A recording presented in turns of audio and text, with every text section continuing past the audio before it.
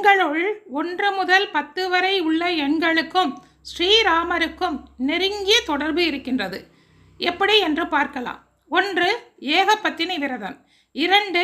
லவகுச்ச என்ற 2 மகன்களை பெற்றவர். 3. கௌசல்யா, கைகேயி, சுமித்ரா என்ற 3 அன்னைமார்களை கொண்டவர்.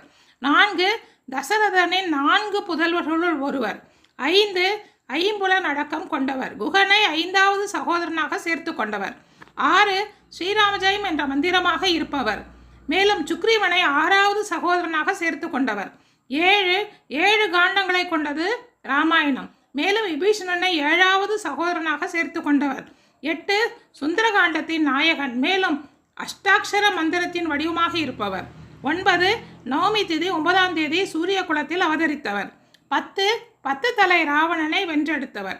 இவ்வாறு ராமனுக்கும் 10க்குள்ள இருக்கக்கூடிய எண்களுக்கும்